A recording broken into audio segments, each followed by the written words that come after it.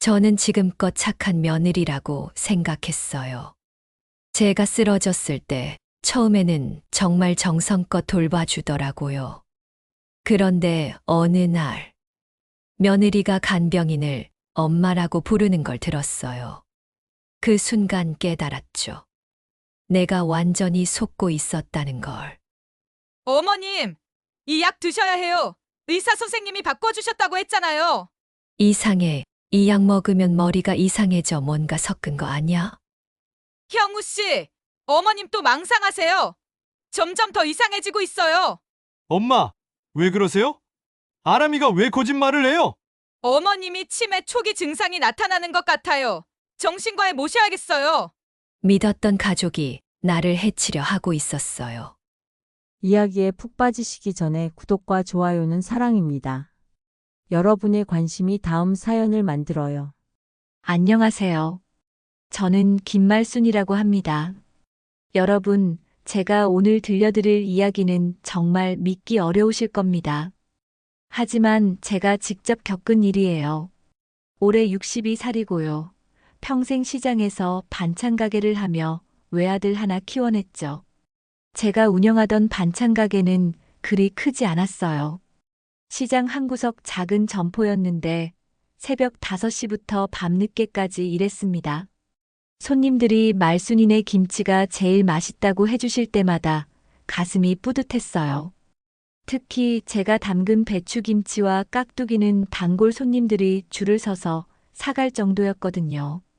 50년 가까이 그 자리에서 장사하면서 정말 많은 일들이 있었습니다.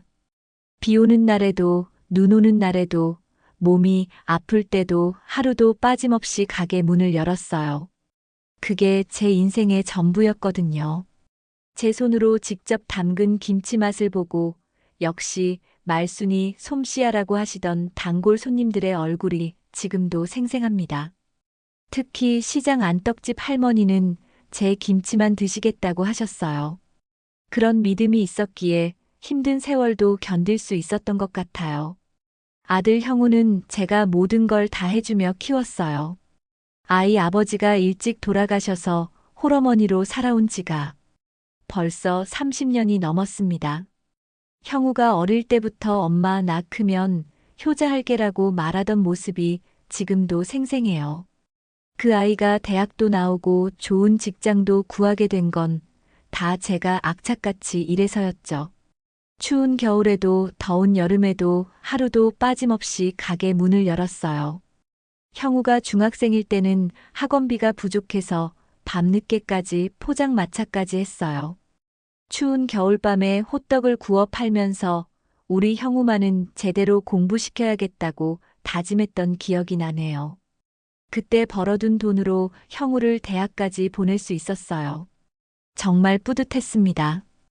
그런 형우가 결혼을 한다고 했을 때 얼마나 기뻤는지 몰라요. 신부 아람이는 참 예쁘고 똑똑해 보였습니다. 첫인상도 좋았고 무엇보다 형우를 잘 챙겨주는 모습이 마음에 들었어요. 결혼식 날 아람이 부모님도 만났는데 정말 점잖고 교양 있어 보이시더라고요. 아버님은 공무원 출신이시고 어머님은 선생님을 하셨다고 했어요. 그때만 해도 정말 좋은 집안과 인연을 맺었다고 생각했습니다. 아람이 아버님은 키가 크고 인상이 좋으셨어요. 말씀도 조근조근 하시고 예의도 바르셨죠. 어머님은 단정하고 우아한 분이셨는데 교사 출신답게 말씀을 참 곱게 하시더라고요. 말순 씨, 앞으로 잘 부탁드립니다라고 하시면서 정중하게 인사해 주시던 모습이 인상 깊었어요. 결혼 후에도 아람이는 저한테 잘해줬습니다. 어머님 몸 조심하세요. 어머님 무리하지 마세요 하면서 자주 안부도 물어보고 집에도 종종 놀러 왔어요. 형우도 행복해 보였고 저도 이제 며느리 얻었으니 좀 편할 수 있겠다 싶었죠. 특히 명절 때면 아람이가 정성껏 차례상도 차려주고 제게 큰 절도 올리더라고요. 시장에서 다른 상인들도 말순 씨는 정말 좋은 며느리를 얻었네라고 부러워했어요. 아람이는 제가 좋아할 만한 옷도 자주 사다 줬어요. 어머님께 잘 어울릴 것 같아서요라고 하면서 예쁜 블라우스나 조끼를 선물해 주곤 했죠. 그럴 때마다 아이고, 이런 걸 왜 사와. 돈 아까운데라고 했지만 속으로는 정말 고마웠어요. 그런데 작년 봄 갑자기 제게 큰일이 닥쳤습니다. 평소처럼 새벽에 일어나 반찬 가게 준비를 하려는데 갑자기 머리가 어지럽고 말이 제대로 나오지 않더라고요.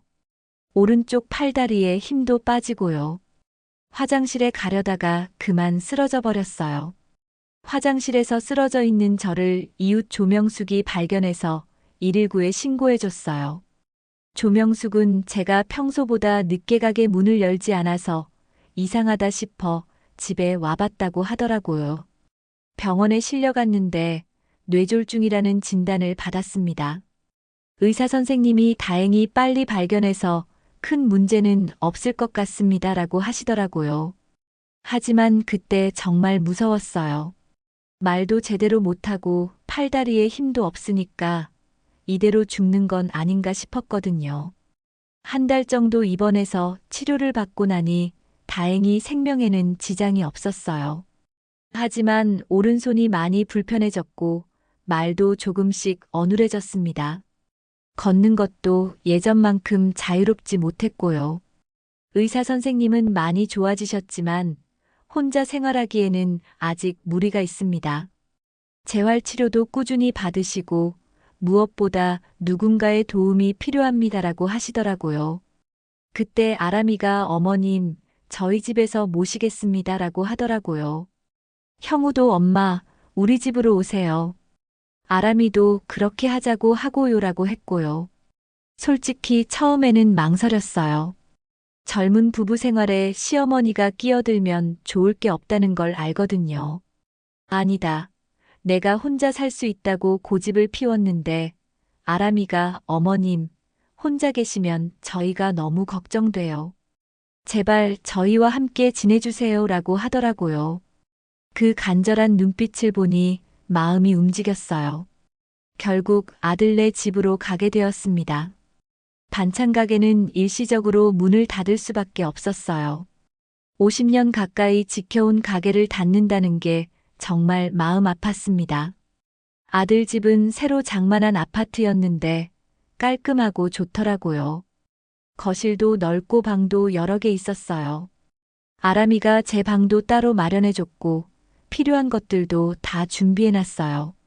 어머님 편하게 지내세요라고 하면서 웃는 모습을 보니 정말 고마웠습니다. 침대도 제가 사용하기 편하게 낮은 걸로 준비해놨고 화장실에도 안전바를 설치해놨더라고요. 세심한 배려가 느껴졌어요. 그런데 일주일쯤 지났을 때 아람이가 제게 말하더라고요. 어머님, 제가 낮에 회사 다니느라 어머님을 제대로 돌봐드리지 못할 것 같아요. 그래서 간병인을 한 분 모셔올까 하는데 어떠세요? 저는 그럴 필요 없다. 내가 혼자 있어도 괜찮다고 했는데 아람이는 혹시라도 무슨 일이 생기면 어쩌죠? 전문적으로 돌봐주시는 분이 계시면 안심이 될 것 같아요라고 하더라고요. 형우도 엄마 아람이 말이 맞아요. 혹시 모르니까 간병인 분께 부탁하는 게 좋을 것 같아요. 우리도 마음이 놓일 거고요라고 했어요. 그래서 결국 간병인을 드리기로 했죠. 아람이가 제가 알아서 좋은 분으로 모셔올게요. 경력도 많으시고 평판도 좋으신 분이라고 들었어요 라고 하더라고요. 그때는 정말 고마운 며느리라고 생각했어요. 이틀 후 드디어 간병인이 왔습니다. 정 씨라고 하는 50대 후반 정도 되어 보이는 여자분이었어요. 키가 작고 마른 편이었는데 첫인상은 그럭저럭 괜찮아 보였어요. 하지만 뭔가 눈빛이 차가운 느낌이 들었습니다. 특히 저를 처음 봤을 때 잠깐 스쳐간 그 표정이 묘하게 어색했어요. 마치 저를 어디선가 본 것 같은 그런 표정이었거든요. 아람이가 소개해준 분이니까 믿어야겠다고 생각했죠. 그런데 정 씨가 저를 돌보기 시작하면서 이상한 기분이 들기 시작했습니다. 뭔가 낯익은 느낌이었거든요. 어디서 본 것 같은데 기억이 나지 않았어요. 그리고 정 씨가 저에 대해 너무 많은 걸 알고 있는 것 같았습니다. 제가 좋아하는 반찬이나 생활 습관까지도 말이에요. 이상했어요. 또 며칠이 지나면서 점점 이상한 일들이 더 생기기 시작했어요. 처음에는 별일 아닌 것 같았는데 자꾸만 신경이 쓰이더라고요. 정 씨는 아침 8시에 와서 저녁 6시까지 저를 돌봐줬는데 정말 성실하게 일을 했어요. 제 약도 시간에 맞춰 챙겨주고 식사도 정성스럽게 준비해줬죠. 그런데 이상한 건 정 씨가 제 과거 이야기를 너무 잘 알고 있다는 거였어요. 제가 어떤 음식을 좋아하는지, 어떤 습관을 가지고 있는지까지 말이에요. 예를 들어서 제가 콩나물국을 끓일 때 마늘을 많이 넣어서 끓이는 걸 좋아한다는 걸 어떻게 알았을까요?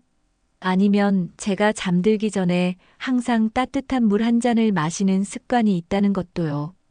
아람이가 미리 알려줬나 싶었지만 그렇게 세세한 부분까지는 아람이도 모를 텐데 말이에요. 그리고 정 씨는 제가 말을 하려고 할 때마다 먼저 알아채고 대답하곤 했어요. 어머님, 화장실 가시려고 하시죠? 어머님, 목이 마르시죠? 이런 식으로 말이에요. 처음에는 경험이 많은 간병인이라서 그런가 보다 했는데 뭔가 섬뜩한 기분이 들었어요. 특히 이상했던 건 제 물건들이 조금씩 사라지기 시작했다는 거예요. 처음에는 제가 기억을 잘못하나 싶었어요. 뇌졸중을 앓고 나서 기억력이 예전만 못하니까요. 하지만 분명히 침대맡에 놓아뒀던 작은 거울이 없어졌고 제가 아끼던 손목시계도 사라졌어요. 그것도 아버지 유품인 낡은 시계였는데 말이에요. 정 씨, 혹시 제 시계 보셨어요? 하고 물어봤더니 어머님, 어떤 시계요? 저는 못 봤는데요 라고 하더라고요. 그런데 그때 정 씨 표정이 묘하게 어색했어요. 뭔가 숨기는 것 같은 그런 표정이었거든요. 며칠 더 지나자 더 이상한 일이 벌어졌어요. 제가 평소에 복용하던 혈압약 말고 다른 약을 주는 거예요. 어머님, 의사 선생님이 약을 바꿔주셨다고 아람이가 전해달라고 했어요 라고 하면서 말이에요. 그 약을 먹고 나면 머리가 더 어지럽고 몸이 나른해졌어요. 뭔가 이상하다는 생각이 들었지만 전문가가 주는 약이니까 믿어야 한다고 생각했죠.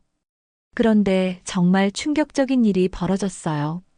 그날은 정 씨가 평소보다 일찍 와서 아람이와 거실에서 이야기를 하고 있었어요. 저는 방에서 쉬고 있었는데 목이 말라서 물을 마시러 나가려던 참이었어요.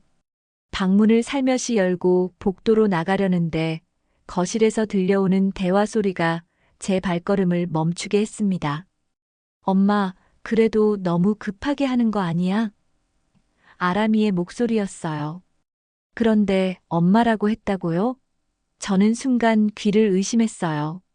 아람이가 누구에게 엄마라고 부르는 건지 이해가 안 됐거든요. 아람이 친정 어머니는 지방에 계신다고 했는데 말이에요. 괜찮아. 이미 계획한 대로 해야 해. 너무 오래 끌면 위험하다고. 정 씨의 목소리였어요. 그런데 그 목소리 톤이 평소에 저에게 하던 것과는 완전히 달랐어요. 차갑고 단호한 목소리였죠. 저는 가슴이 쿵쾅거리기 시작했어요. 무슨 이야기를 하는 건지 더 들어보고 싶었지만 동시에 들키면 안 된다는 생각이 들었어요. 손이 떨려서 문 손잡이를 제대로 잡을 수가 없었어요. 그래도 최대한 조용히 문 뒤에 숨어서 귀를 기울였습니다. 그런데 형우는 아직 아무것도 모르는 거죠? 아람이가 또 물어봤어요. 당연하지. 그 순진한 아들이 뭘 알겠어. 어머니가 치매 기운이 있다고 하면 그냥 믿을 거야. 정 씨가 대답했어요. 치매 기운이라고요? 저를 두고 하는 이야기인가요? 저는 숨을 죽이고 더 들어봤어요. 그런데 갑자기 정 씨가 잠깐 뭔가 이상한데라고 하더라고요. 아마 제가 숨소리라도 들렸나 봐요. 저는 재빨리 방으로 돌아가서 침대에 누웠어요. 심장이 터질 것 같이 빨리 뛰었어요. 잠시 후 정 씨가 제 방으로 들어왔어요. 어머님, 괜찮으세요? 뭔가 소리가 났는데요. 저는 눈을 감고 자는 척 했어요. 정 씨가 제 곁에서 한참을 서 있다가 나갔는데 그 시간이 정말 길게 느껴졌어요. 아람이가 정 씨를 엄마라고 불렀다는 게 계속 머릿속을 맴돌았어요. 그럼 아람이 친정 어머니가 정 씨라는 건가요? 그런데 왜 그동안 모르고 지냈을까요? 그리고 둘이서 무슨 계획을 세우고 있다는 거예요? 저는 그날 밤 잠을 이룰 수가 없었어요. 아람이와 정 씨의 대화가 계속 머릿속에서 맴돌았거든요. 특히 너무 오래 끌면 위험하다는 말이 무슨 뜻인지 알 수가 없었어요. 그리고 형우를 속이고 있다는 것도 이해가 안 됐고요. 다음 날 아침 정 씨가 평소처럼 와서 저를 돌봐주는데 어제와는 다르게 보였어요. 겉으로는 똑같이 친절하게 대해줬지만 제 눈에는 뭔가 가식적으로 느껴졌어요. 특히 제가 뭔가 질문하려고 하면 재빨리 다른 이야기로 돌리곤 했어요. 정 씨, 아람이와는 언제부터 아셨어요? 하고 물어봤더니, 아, 며느님이요? 얼마 전에 알게 됐어요. 좋은 분이시더라고요라고 대답하더라고요. 거짓말이었어요. 어제 들은 대화로는 둘이 오래전부터 알고 지낸 사이 같았거든요. 그리고 제가 복용하는 약에 대해서도 물어봤어요. 이 약은 뭐예요? 예전에 먹던 것과 다른 것 같은데요.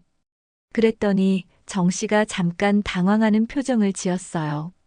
아, 그건 의사 선생님이 바꿔주신 거예요. 어머님 상태에 더 좋다고 하셔서요. 하지만 저는 병원에 간 적이 없었어요. 약을 바꿀 이유도 없었고요. 그때부터 정 씨에 대한 의심이 확신으로 바뀌기 시작했습니다. 점심시간에 아람이가 집에 왔어요. 정 씨와 아람이가 부엌에서 조용히 이야기하는 소리가 들렸는데 저는 화장실에 간다고 하면서 살그머니 귀를 기울였어요. 어머님이 뭔가 눈치채는 것 같아. 아람이의 목소리였어요. 그럴 리 없어. 약도 먹이고 있고 설사 뭔가 알아차려도 누가 믿겠어? 치매 초기 증상이라고 하면 그만이야. 정 씨가 대답했어요. 저는 그 말을 듣고 온몸에 소름이 돋았어요. 정말로 무슨 음모를 꾸미고 있다는 걸 확신하게 됐거든요. 그리고 제게 먹이는 약이 정상적인 약이 아니라는 것도 알게 됐고요.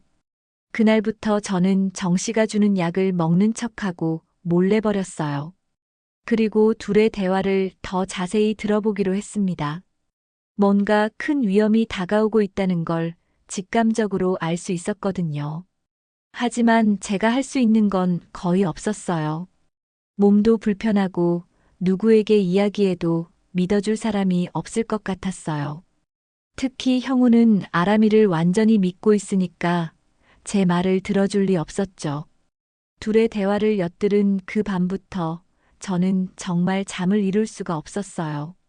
머릿속이 복잡하고 불안해서 계속 뒤척이기만 했죠. 그러다가 문득 한 가지 생각이 떠올랐어요. 혹시 모르니까 제가 보고 들은 것들을 기록해 두자는 거였어요. 다음 날 아침 정 씨가 아람이와 현관에서 이야기하는 사이에 저는 조심스럽게 침대 서랍을 뒤져봤어요. 다행히 예전에 쓰던 작은 공책과 볼펜이 하나 있더라고요.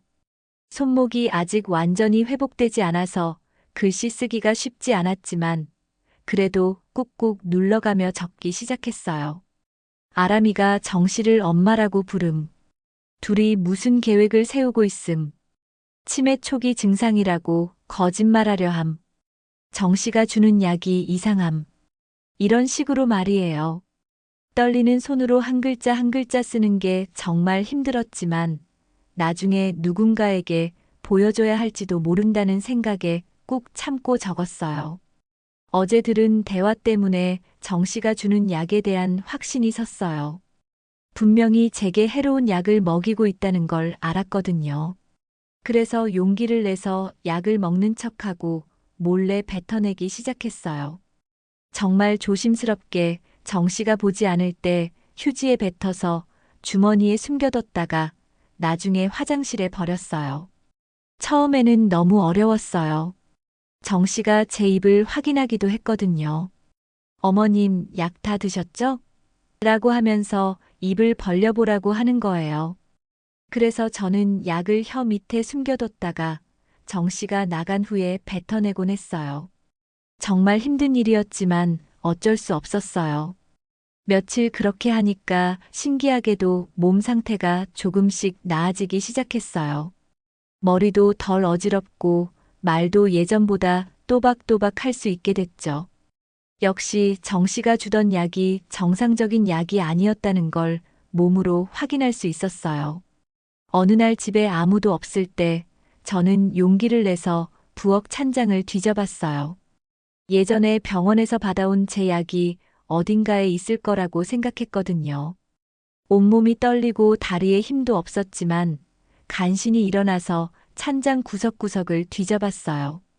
다행히 냉장고 뒤쪽 깊숙한 곳에서 제가 원래 먹던 혈압약을 발견했어요. 아, 여기 있었구나라고 중얼거리면서 그 약을 꺼내 들었을 때 얼마나 기뻤는지 몰라요. 마치 보물을 찾은 것 같았어요.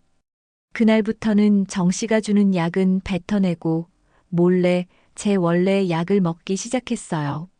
정 씨 몰래 원래 약병을 제 방으로 옮겨와서 침대 매트리스 밑에 숨겨뒀죠. 정말 조심스럽게 들키지 않게 말이에요.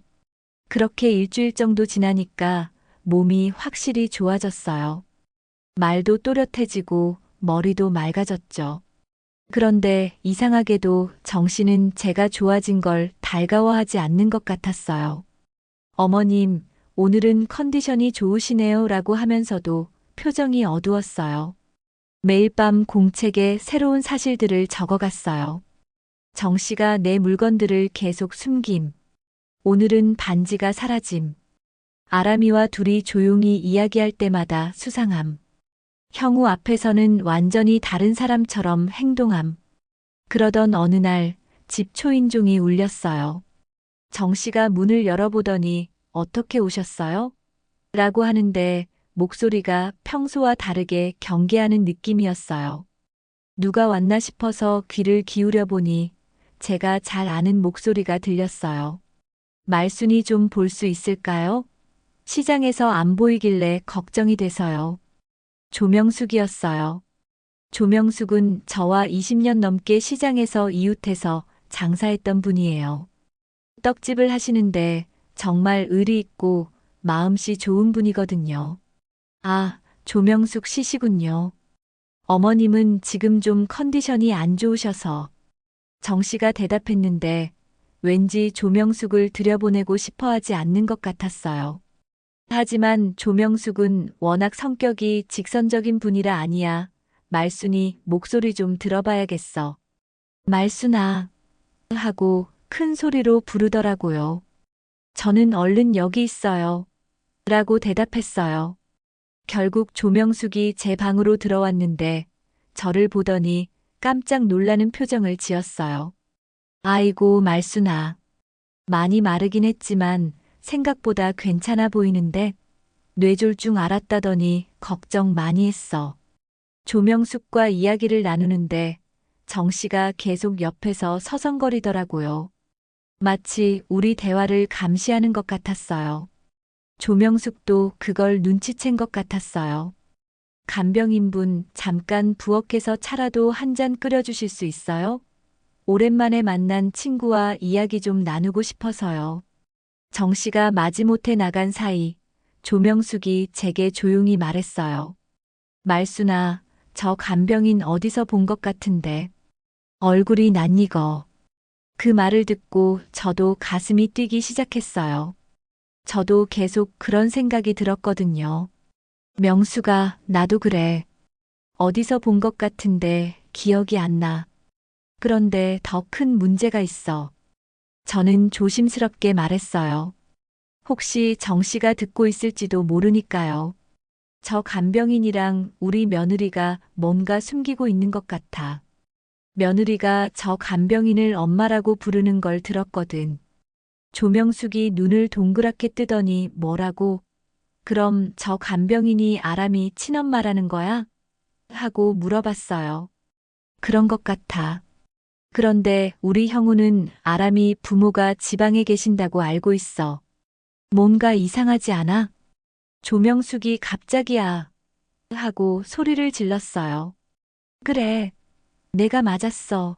안 그래도 낯이 익어서 좀 알아봤거든. 저 여자 15년 전쯤에 시장 근처에 살았던 그 여자 맞나 보다. 정혜자라고 했나? 그때 어린 딸을 고아원에 버린다고 해서 동네에서 난리 났었잖아. 제가 깜짝 놀라서 정말 이라고 물어봤는데 조명숙이 고개를 끄덕였어요. 맞아, 맞아. 그때 딸이 10살쯤 됐었나? 그 아이 고아원 간다고 울면서 엄마 잡고 매달렸는데 그 여자는 뿌리치고 그냥 가버렸어. 정말 매정한 년이었지. 저는 온몸에 소름이 돋았어요. 그럼 정 씨가 바로 정혜자이고 아람이가 그때 고아원에 버려진 그 딸이라는 말인가요? 그래서 아람이가 정 씨를 엄마라고 부른 거였군요. 명수가, 그럼 그 딸이 우리 아람이라는 말이야? 제가 떨리는 목소리로 물어봤어요. 그럴 수도 있겠네. 나이도 비슷하고. 아이고, 이거 큰일이네. 조명숙도 심각한 표정이 되었어요. 바로 그때 정 씨가 다시 들어왔어요.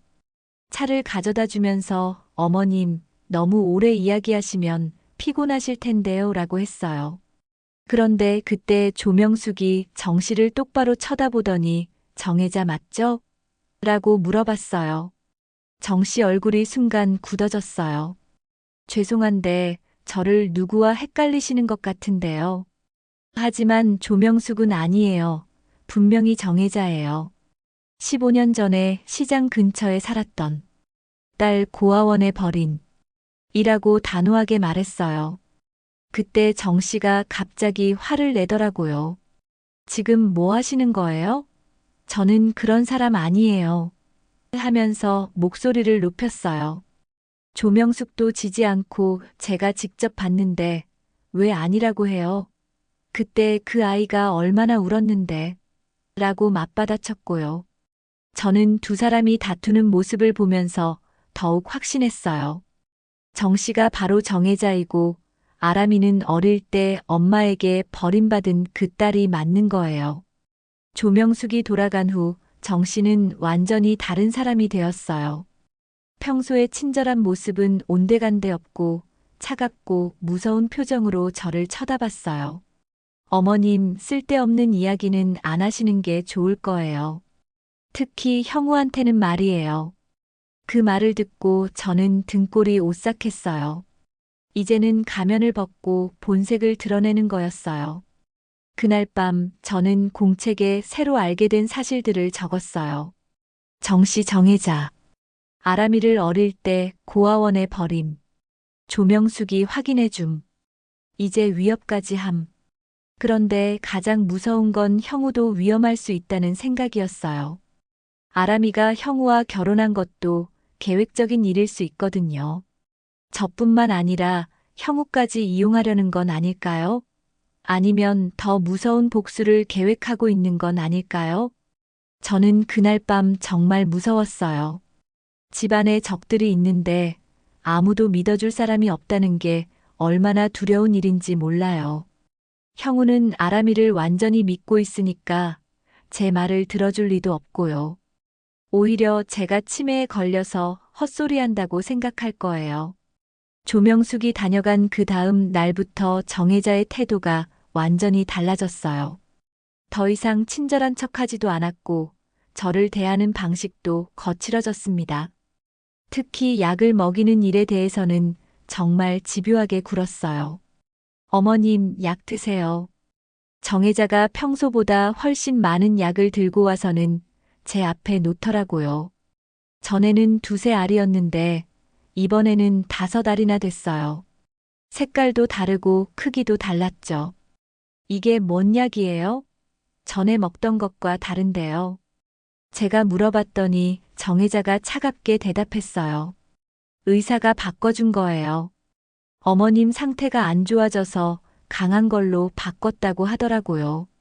저는 고개를 저었어요. 아니에요, 안 먹을 거예요. 이상한 약 같아요. 그랬더니 정혜자 얼굴이 순간 무서워졌어요. 그리고는 제게 와서 낮은 목소리로 속삭이더라고요. 어머님 약 안 드시면 형우한테 어머님이 치매 걸렸다고 말할 거예요. 그리고 위험하니까 요양원에 보내야 한다고도 하고요. 그 말을 듣고 저는 온몸이 얼어붙었어요. 무슨 소리예요? 내가 뭘 잘못했다고. 잘못한 거 없어요. 하지만 형우는 제 말을 믿을 거예요. 어머님 말보다는 며느리 말을 더 믿겠죠. 특히 어머님이 이상한 소리를 한다고 하면요.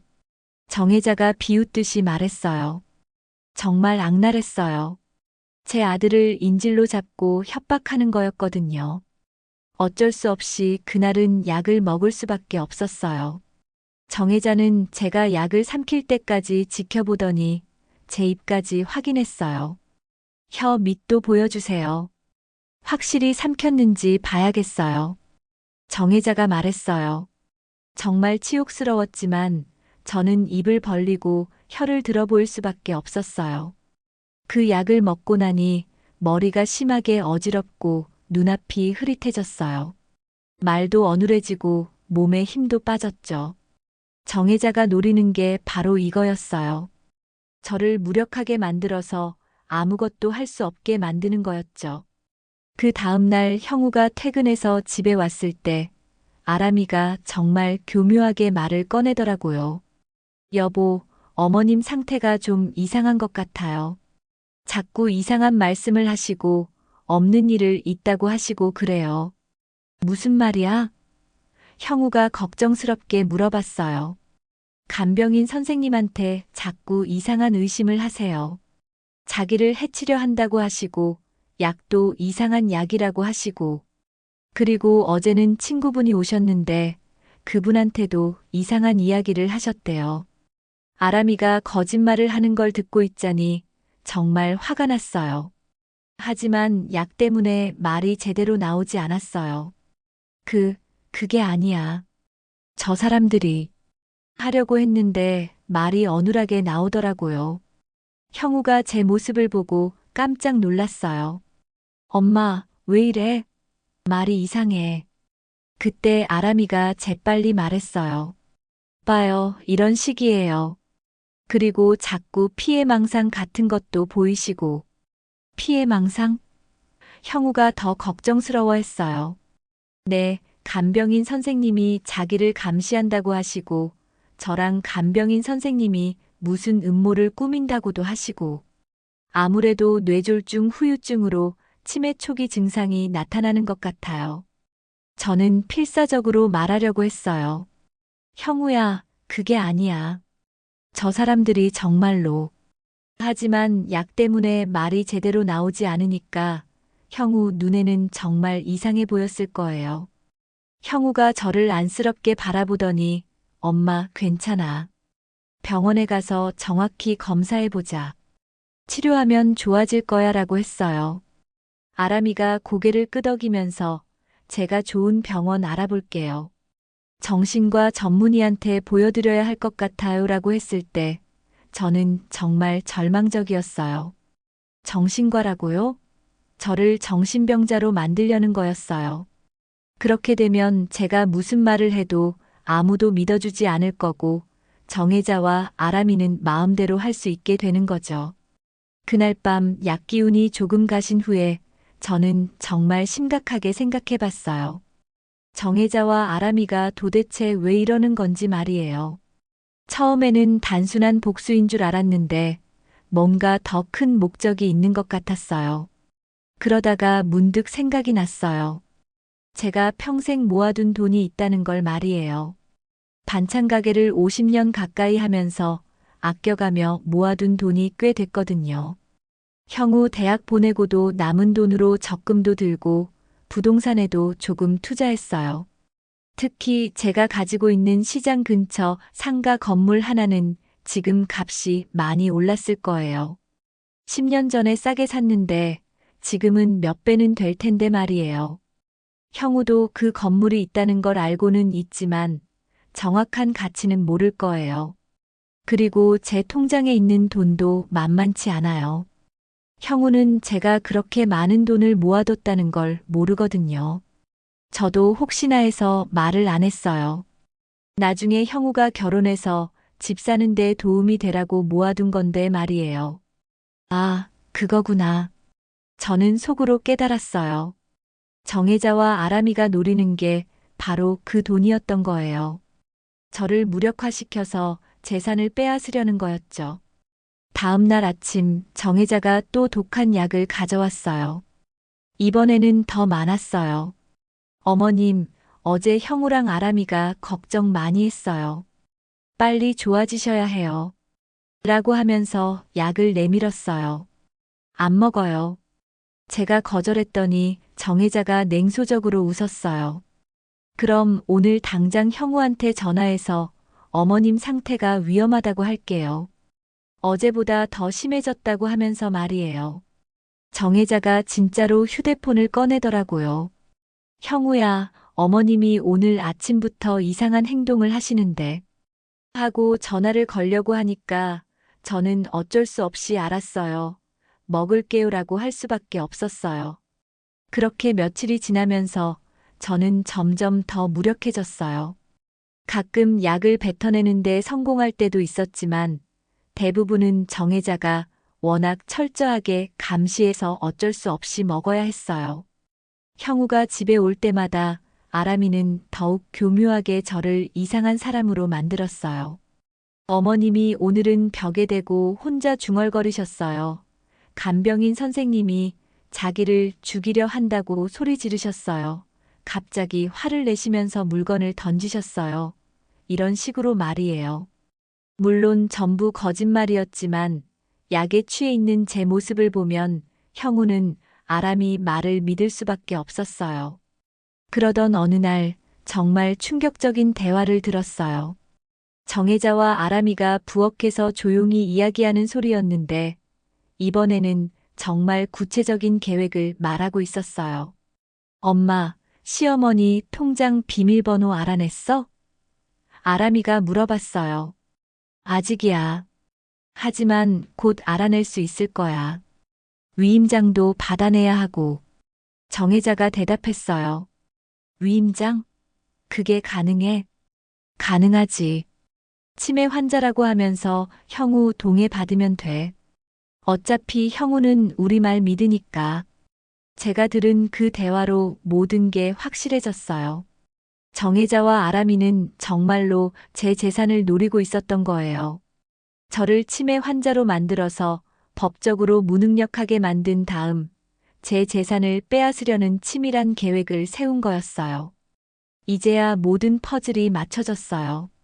아람이가 형우와 결혼한 것도 정혜자가 간병인으로 온 것도 모두 다 계획된 일이었던 거예요. 정말 무서운 모녀였어요. 정혜자와 아람이의 진짜 목적을 알게 된 후 저는 정말 절망적인 기분이었어요. 하지만 동시에 더 큰 위기가 다가오고 있다는 걸 직감할 수 있었어요. 둘의 계획이 점점 구체화되고 있었거든요. 그 다음 날부터 정혜자는 아예 대놓고 제 개인정보를 캐내려고 했어요. 어머님, 혹시 은행 비밀번호 기억하세요? 아람이가 어머님 통장 정리 좀 해드리겠다고 하는데요. 이런 식으로 노골적으로 물어보기 시작했어요. 왜 그런 걸 물어봐요? 내 통장을 왜 정리해요? 제가 반문했더니 정혜자가 짜증스럽게 대답했어요. 어머님, 지금 상태로는 혼자서 은행 업무 보기 어려우시잖아요. 가족이 대신 해드려야죠. 저는 절대 알려줄 수 없다고 생각했어요. 하지만 거부할 때마다 정혜자는 더욱 강하게 압박했어요. 특히 약을 먹이는 횟수를 늘리면서 말이에요. 하루에 3번씩 독한 약을 주더라고요. 어머님이 계속 비협조적으로 나오시면 형우한테 어머님 상태가 정말 심각하다고 보고해야겠어요. 이런 상태로는 집에서 모시기 어렵다고 해야겠네요. 정혜자의 협박이 갈수록 노골적이 됐어요. 그런데 어느 날 정혜자가 정말 무서운 말을 했어요. 제가 또 약 먹기를 거부했을 때였어요. 어머님, 이 약 정말 안 드실 거예요? 정혜자가 차갑게 물어봤어요. 안 먹어요. 이상한 약 같으니까 안 먹는다고요. 제가 단호하게 말했더니 정혜자가 소름 끼치는 미소를 지었어요. 그럼 이 약 형우한테는 못 먹일 것 같아요? 그 말을 듣는 순간 저는 온몸이 얼어붙었어요. 뭐라고요? 어머님이 계속 말을 안 들으시면 형우 커피에 이 약 좀 타서 줘볼까 생각 중이에요. 어머님만큼은 아니어도 조금씩 먹이면 어떤 일이 생길지 모르죠. 정혜자가 약병을 흔들면서 말했어요. 저는 그 말을 듣고 정말 무서웠어요. 내 아들을 해치겠다고 협박하는 거였거든요. 당신, 정말 그럴 거예요? 해보면 알겠죠. 형우는 의심도 안 할 거예요. 아내가 끓여준 커피인데 뭘 의심하겠어요?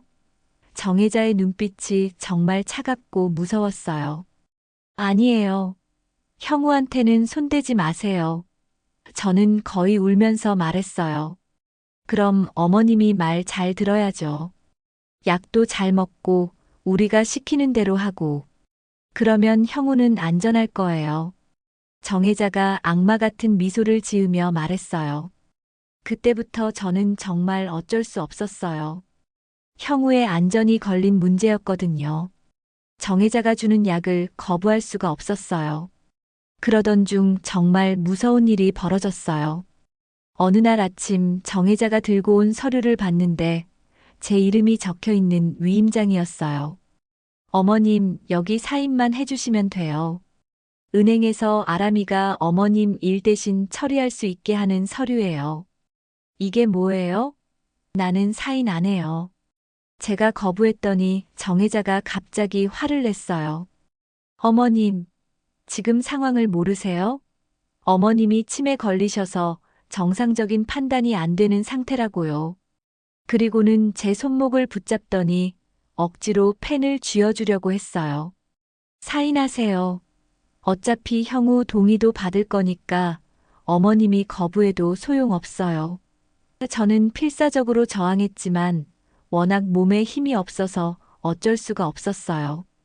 그리고 사인 안 하시면 정말 형우 커피에 약 탈 거예요. 어머님이 먹는 이 약 말이에요. 정혜자가 약병을 흔들면서 협박했어요. 그때 마침 형우가 점심시간에 집에 들어왔어요. 정혜자가 제 손목을 붙잡고 억지로 뭔가를 하려는 모습을 본 형우가 깜짝 놀랐어요. 뭐 하는 거예요? 정혜자가 재빨리 말했어요. 아, 형우 씨.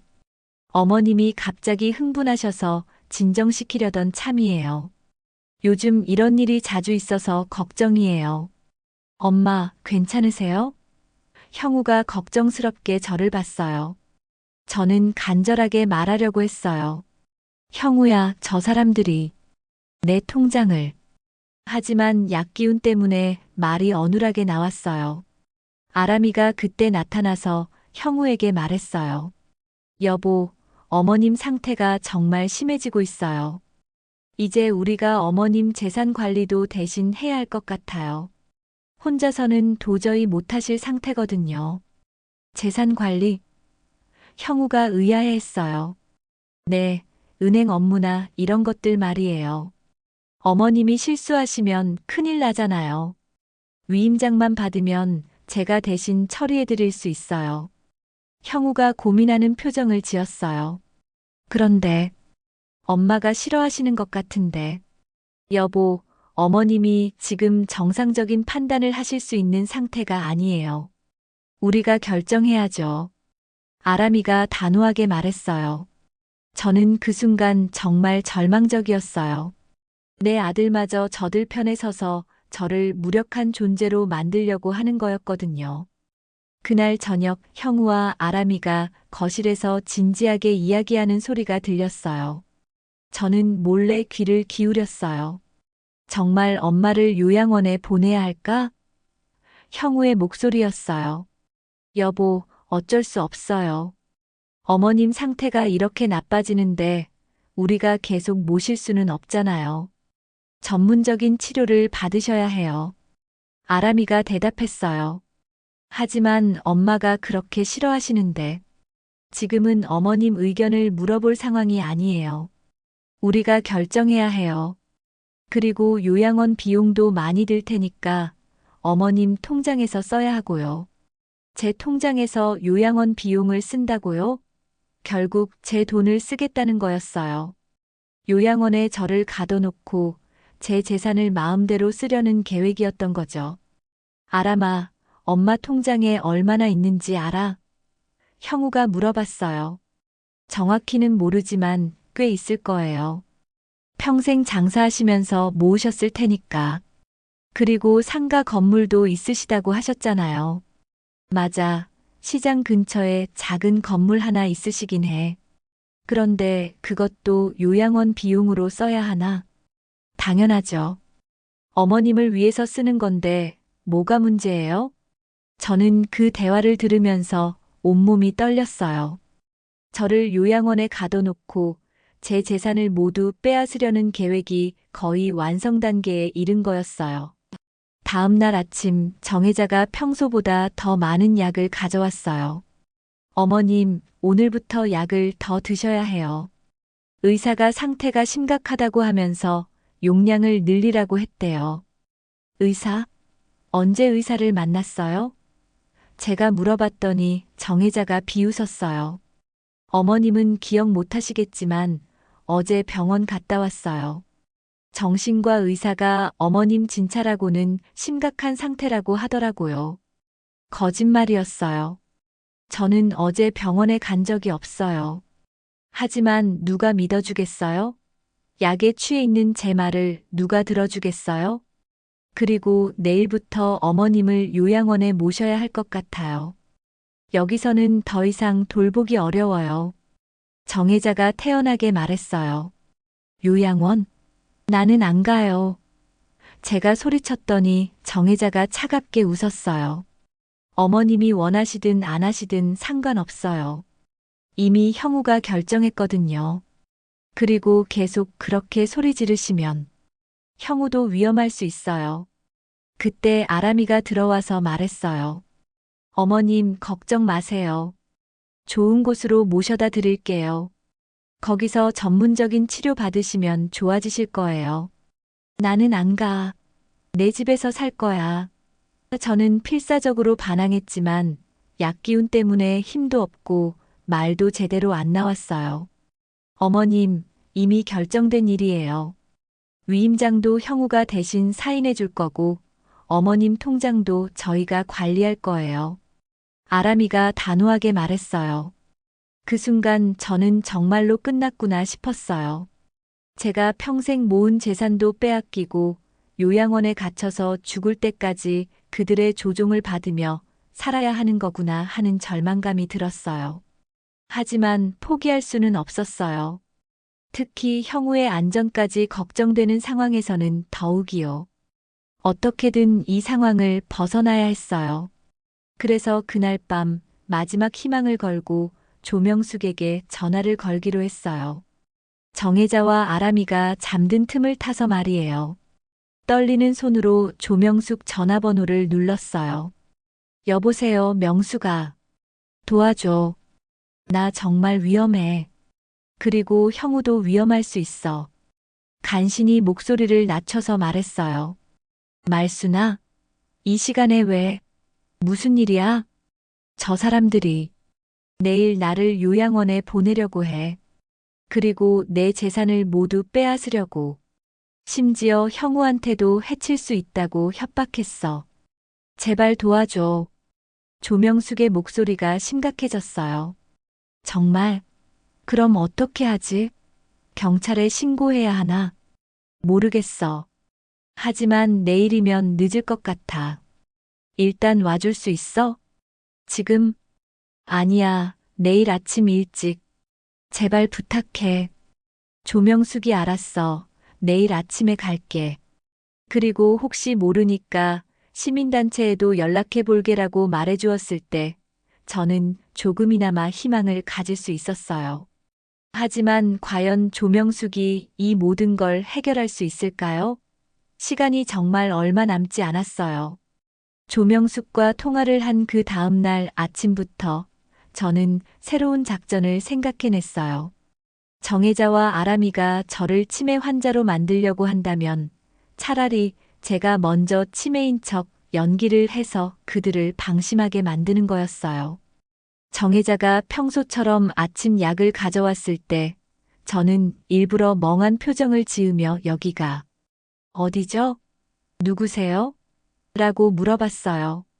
정혜자가 깜짝 놀라더니 어머님, 저 정씨예요. 간병인이에요 라고 대답했어요. 간병인? 내가 왜 간병인이 필요해요? 나는 건강한데. 저는 계속 헷갈리는 척 했어요. 정혜자 표정을 보니 뭔가 안도하는 것 같았어요. 아마 제가 정말 치매가 시작된 줄 알았나 봐요.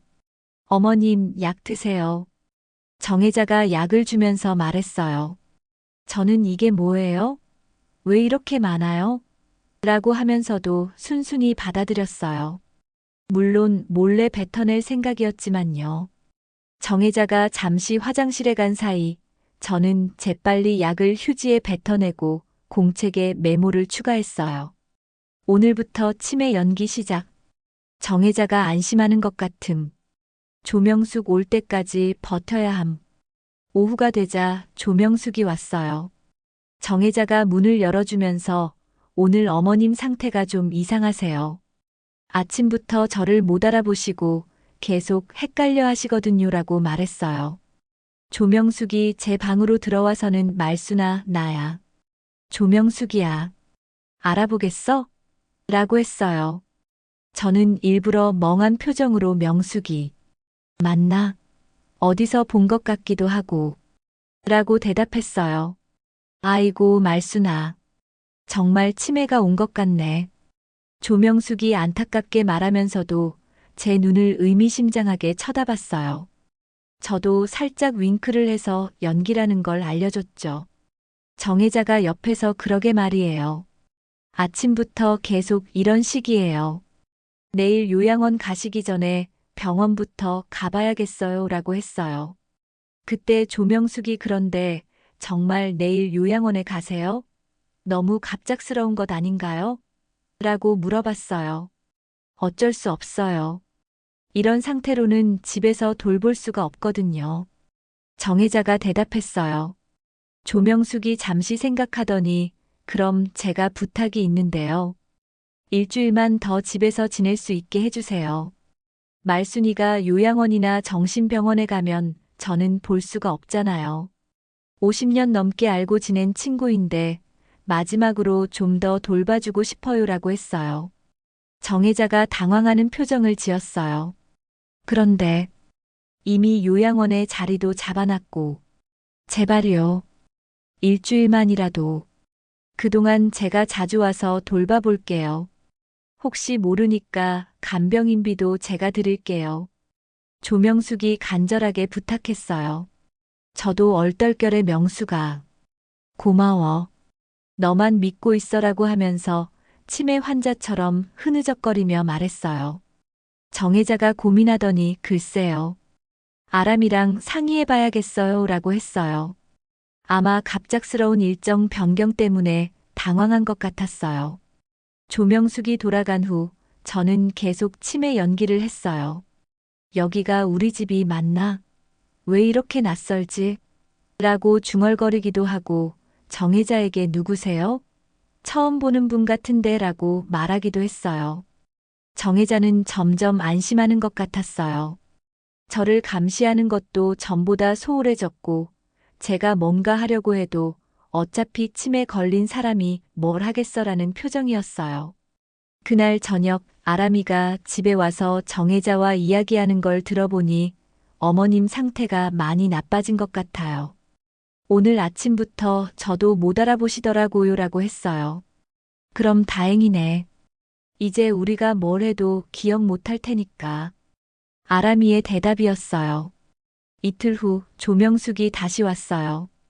이번에는 큰 봉지를 들고 왔더라고요. 말순아, 내가 좋아하는 호두과자 사왔어. 먹을 수 있겠어? 정혜자가 어머님 당뇨 때문에 단 거 드시면 안 돼요라고 했지만 조명숙은 괜찮아요.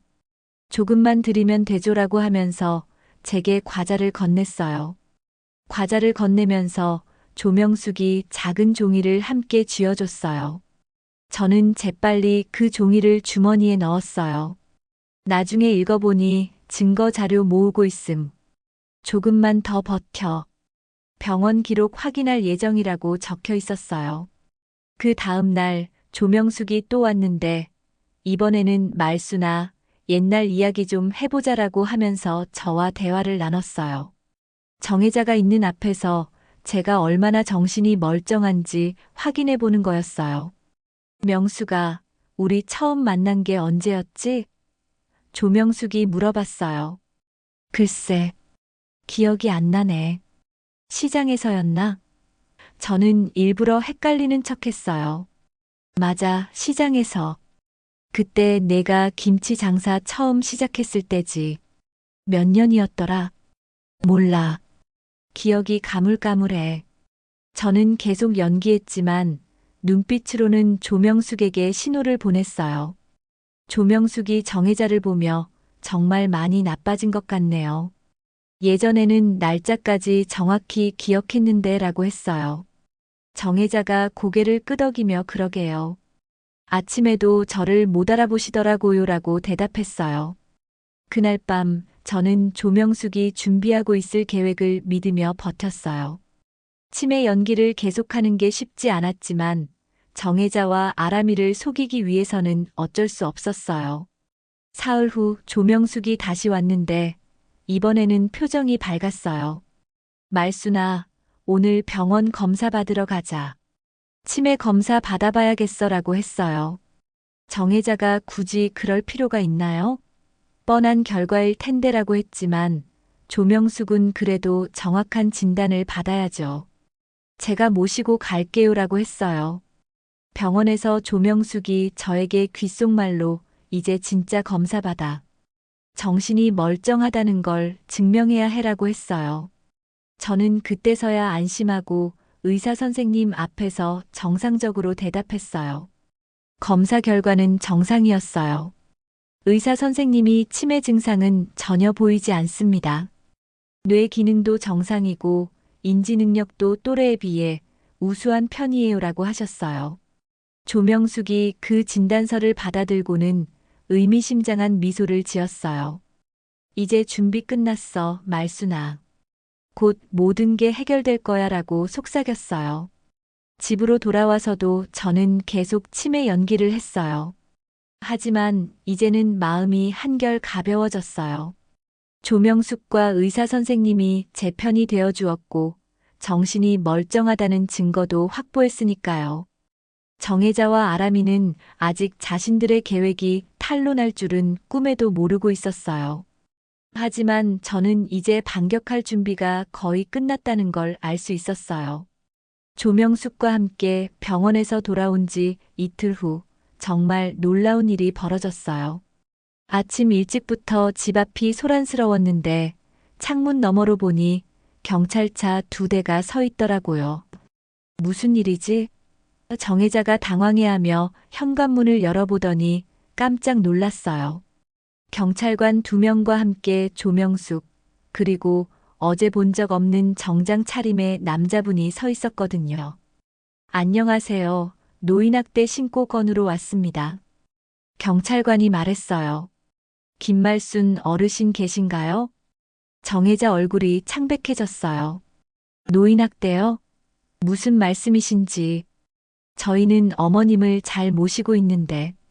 그때 조명숙이 나섰어요. 말순이는 여기 있어요. 그리고 이분은 노인인권보호센터의 김 변호사님이에요. 저는 그동안 해온 치매 연기를 멈추고 똑똑한 목소리로 말했어요. 경찰관님, 저 여기 있습니다. 도와주셔서 감사해요. 정혜자가 깜짝 놀라며 어머님, 갑자기 말씀을 또렷하게 하시네요. 라고 했지만 이미 늦었어요. 김 변호사님이 서류를 꺼내며 말했어요. 김말순 어르신, 어제 받으신 병원 진단서에 따르면 치매 증상이 전혀 없다고 나와 있습니다. 그런데 가족들은 치매라고 주장하며 요양원 입소를 추진하고 계신 것 같은데요. 맞습니다. 저는 멀쩡해요. 저 사람들이 이상한 약을 먹여서 제정신이 아닌 것처럼 만들려고 했어요. 제가 똑똑히 말했어요. 경찰관이 정혜자에게 신분증 좀 보여주세요라고 했어요. 정혜자가 어쩔 수 없이 신분증을 내밀었는데 경찰관이 확인하더니 정혜자 씨 맞네요. 그런데 며느리분께는 다른 이름으로 소개하셨다고 들었는데요. 바로 그때 아람이가 회사에서 급히 뛰어들어왔어요.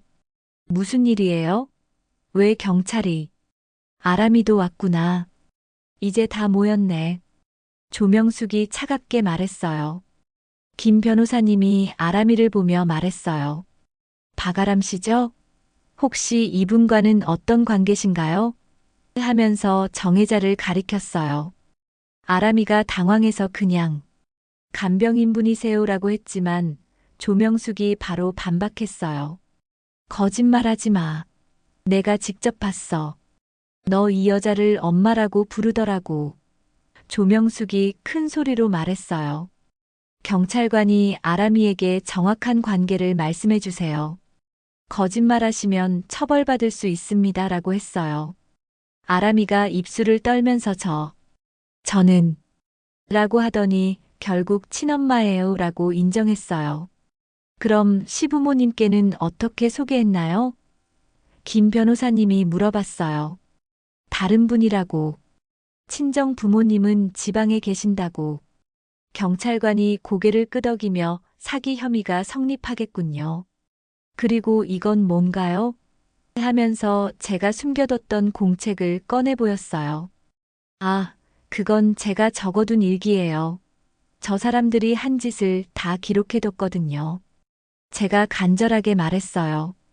김 변호사님이 공책을 펼쳐보시더니 여기에 약물 투여, 재산 갈취 시도, 위임장 강요 등이 자세히 기록되어 있네요. 그리고 이건 뭔가요?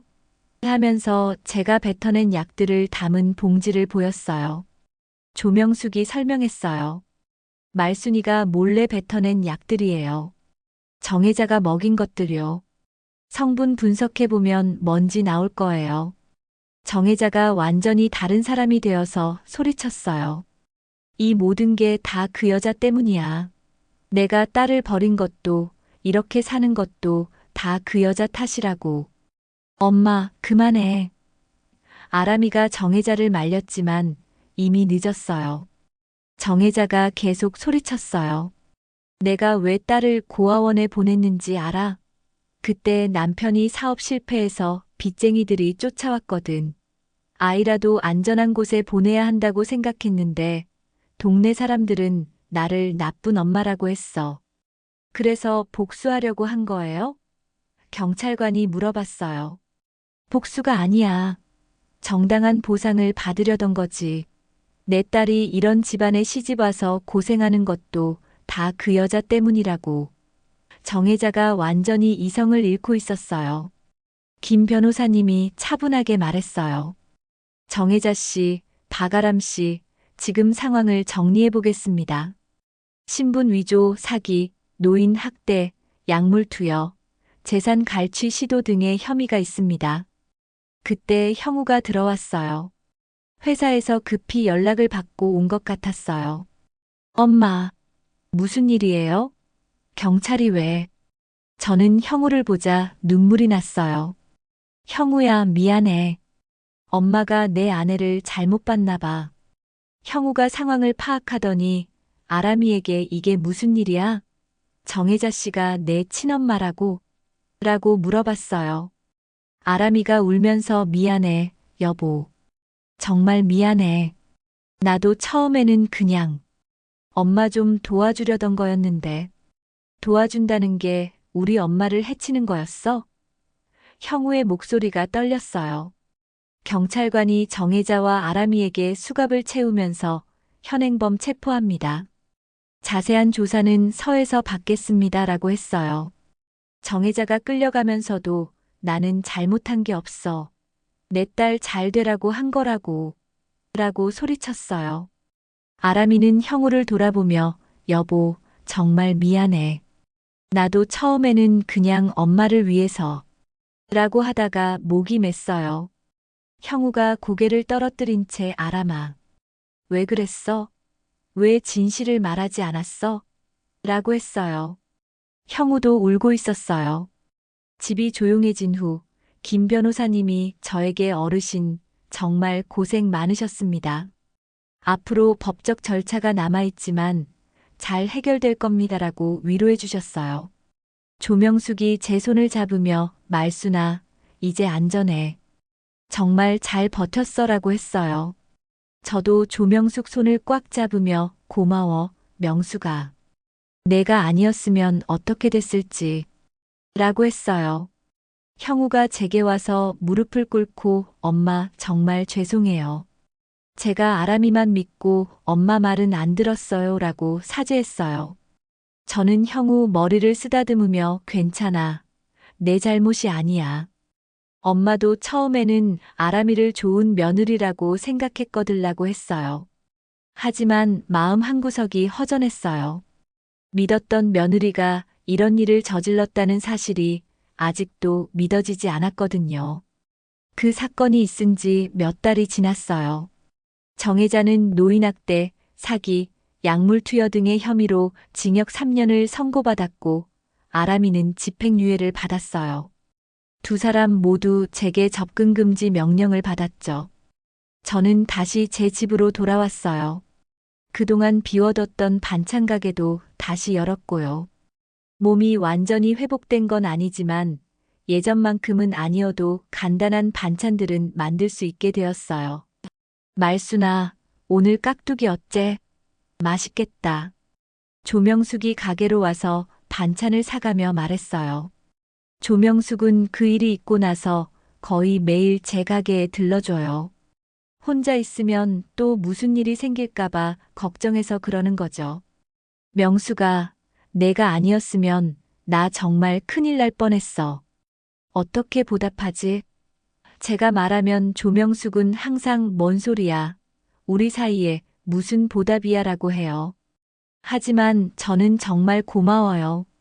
조명숙이 아니었다면 저는 요양원에 갇혀서 제 재산을 모두 빼앗기고 심지어 형우까지 위험할 뻔했거든요. 그래서 매일 아침마다 조명숙이 좋아하는 콩나물 무침이나 시금치나물을 만들어서 갖다 줘요. 말순아, 매일 이런 거 갖다 주면 내가 미안하지. 조명숙이 그러면 저는 친구 사이에 뭐가 미안해. 내가 고마운 마음에 하는 거야 라고 대답해요. 요즘 단골 손님들도 하나둘씩 돌아오고 있어요. 말순이네 김치가 그리웠어. 역시 이 맛이야 라고 해주실 때마다 가슴이 뿌듯해요. 비록 예전만큼 많은 양은 못 만들지만 그래도 제가 살아있다는 걸, 제 자리가 있다는 걸 느낄 수 있어서 좋아요. 형우는 그 일이 있고 나서 완전히 달라졌어요. 거의 매일 전화를 해서 안부를 물어보고 주말마다 와서 집안일도 도와줘요. 전에는 한 달에 한두 번 오던 아이가 이제는 일주일에 두세 번은 와요. 엄마, 몸 어떠세요? 불편한 곳 없으세요? 형우가 올 때마다 물어봐요. 그럴 때마다 저는 괜찮다, 걱정 말라고 하지만 속으로는 정말 고마워요. 비록 며느리는 잃었지만 아들을 되찾은 것 같아서요. 형우는 이혼 절차를 밟고 있어요. 엄마, 제가 정말 바보였어요. 어떻게 아람이 말만 듣고 엄마를 의심했을까요? 라고 자책하더라고요. 저는 내 잘못이 아니야. 누구나 속을 수 있는 일이었어 라고 위로해줬지만 형우는 아직도 자기 자신을 용서하지 못하는 것 같아요. 엄마, 앞으로는 제가 더 자주 와서 돌봐드릴게요. 다시는 이런 일 없게 할게요. 형우가 제 손을 잡고 말할 때 저는 정말 든든했어요. 어느 날 저녁 조명숙이 떡을 한 보따리 들고 와서는 말순아, 우리 같이 차 한잔 하자고 했어요. 둘이 앉아서 차를 마시면서 그동안 있었던 일들을 이야기했어요. 명수가 그때 내가 정혜자가 누군지 기억해내지 못했다면 어떻게 됐을까? 제가 물어봤어요. 그런 소리 하지 마. 다 지난 일이잖아. 그리고 내가 똑똑하게 일기도 써놨고 치매 연기도 잘해서 증거를 확보할 수 있었던 거야. 조명숙이 대답했어요. 정말 고마워. 내가 아니었으면. 제가 또 고마움을 표현하려고 하니까 조명숙이 손사래를 쳤어요. 우리가 몇십 년을 알고 지낸 사이인데 뭘 그래. 그냥 당연한 일 한 거야. 대신 앞으로는 이상한 사람들 조심해야 해. 세상에 나쁜 사람들이 많아. 며칠 전에는 김 변호사님이 찾아와서 어르신 재산 피해는 없었고 건강도 많이 회복되신 것 같아서 다행입니다라고 하셨어요. 그리고 혹시 또 이상한 일이 있으면 언제든지 연락하세요라고 명함을 주셨어요. 저는 이제 예전과는 다른 삶을 살고 있어요. 더 조심스럽게 살지만 동시에 더 소중한 것들을 알게 되었어요. 무엇보다 조명숙 같은 진짜 친구의 소중함을 깨달았고 형우와의 관계도 더 돈독해졌어요. 가끔 밤에 혼자 있을 때면 그때 일들이 생각나요. 만약 조명숙이 없었다면 정말 어떻게 됐을까 하는 생각에 소름이 돋기도 해요. 하지만 이제는 무서워하지 않아요. 제 편에 서줄 사람들이 있다는 걸 알거든요. 요즘 제 작은 반찬 가게에는 웃음소리가 끊이지 않아요. 조명숙이 와서 수다를 떨기도 하고 단골 손님들이 안부를 묻기도 하고 형우가 와서 장난을 치기도 하고요. 말순아, 내 얼굴이 많이 밝아졌다. 예전보다 훨씬 좋아 보여. 조명숙이 그러면 저는 다 내 덕분이야. 정말 고마워라고 해요. 어제는 새로운 손님이 왔어요. 젊은 며느리가 시어머니 손을 잡고 와서 어머님, 여기 반찬이 맛있다고 하셨죠? 라고 하더라고요. 그 모습을 보니 마음이 따뜻해졌어요. 세상에는 나쁜 사람들도 있지만 좋은 사람들이 더 많다는 걸 새삼 느꼈거든요. 지금 저는 행복해요. 비록 며느리는 잃었지만 진짜 소중한 것들은 지킬 수 있었거든요. 그리고 무엇보다 조명숙이라는 든든한 친구가 있어서 정말 다행이에요. 명수가 참 고마워.